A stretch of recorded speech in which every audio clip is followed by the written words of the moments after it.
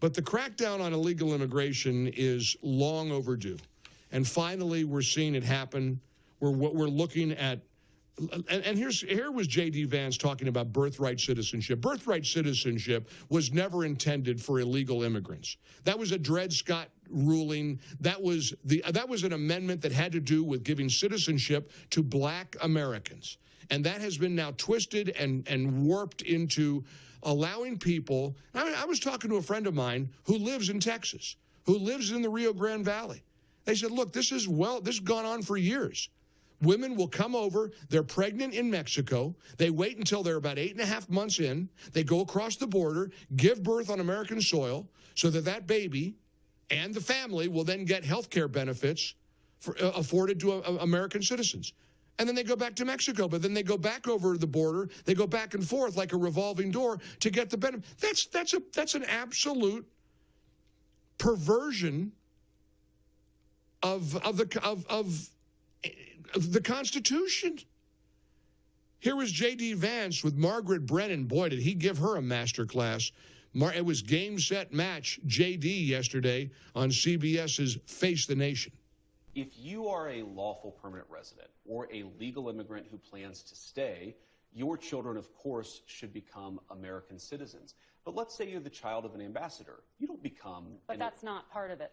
Well, that is an important principle. Diplomats. But we're saying that carve-out should apply to anybody who doesn't plan to stay here. If you come here on vacation and you have a baby in an American hospital, that baby doesn't become an American citizen. If you're an illegal alien and you come here temporarily, hopefully, your child does not become an American citizen by virtue of just having been born on American soil. It's a very basic principle in American immigration law that if you want to become an American citizen and you've done it the right way, and the American people in their collective wisdom have welcomed you into our national community, then you become a citizen.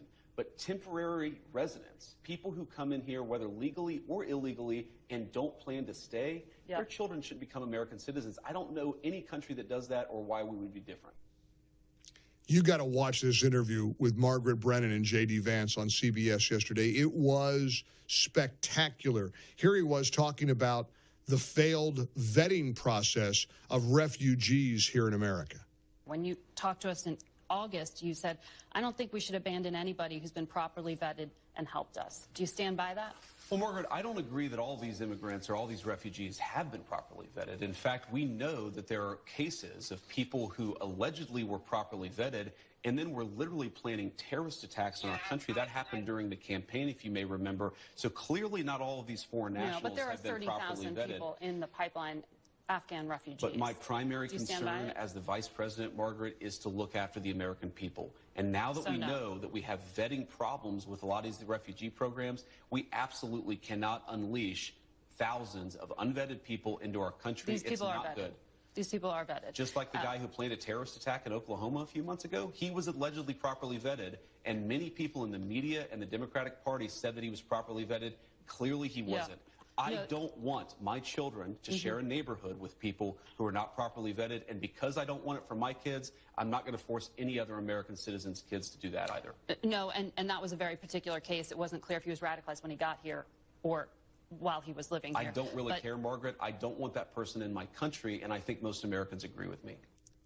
Gosh, I mean, her condescending, patronizing, talking down to him, and he's like, look, I don't really care how he got here. I don't want him in my country. It was so good. And then she tried the old, we're a nation founded on immigrants. Don't you know that? Vice President Vance, check this out. Well, this is a country founded by immigrants. Well, this is a country founded by... This is a unique country. This is a very unique country, and it was founded by some immigrants and some settlers. But just because we were founded by immigrants doesn't mean that 240 years later that we have to have the dumbest immigration policy in the world. I mean, it was so good. And once again, there's a member of the media doing her best to be the loyal opposition. And that's okay until, you know, they get in the way of trying to stop them from governing, which is what their goal is. Did you see JD Vance with Margret Brennan on CBS's Face the Nation yesterday? I mean, he gave a complete just masterclass on how you deal with a pesky reporter anchor who wants to be argumentative and condescending and patronizing. And the phrase, "I don't really care, Margaret," is taking on a life of its own in the way of memes and clips.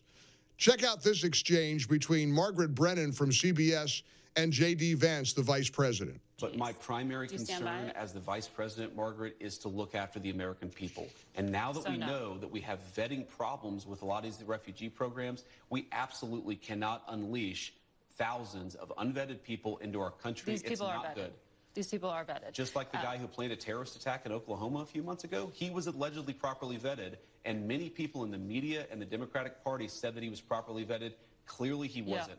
I don't want my children to share a neighborhood with people who are not properly vetted, and because I don't want it for my kids, I'm not going to force any other American citizens' kids to do that either. No, and that was a very particular case. It wasn't clear if he was radicalized when he got here or while he was living here. I don't really care, Margaret. I don't want that person in my country, and I think most Americans agree with me. Oh, that was so good.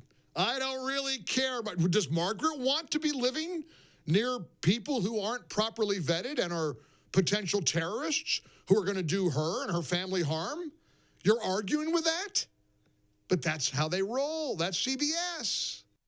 Vance's appearance on Face the Nation with Margret Brennan was the best TV I watched all weekend. I watched a lot of TV. Man, I was like a couch potato, just kind of catching up, getting a lot of rest. I mean, this guy's interview just got him closer to the 2028 presidency. He is no nonsense. I mean, Margret Brennan, these migrants were vetted. They were vetted. Oh, really, Margaret? Like the guy who planned the terrorist attack in Oklahoma a few months ago? Really? Boom. That's how you do it. That's how you do it. Here he was. I love his response to her whole, we're a nation founded by illegals. Well, this is a country founded by immigrants.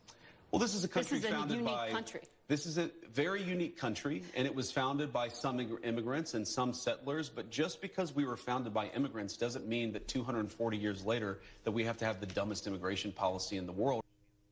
I mean, this guy, it was just swatting away all of her condescending, patronizing questions and doing it with in such a masterful way.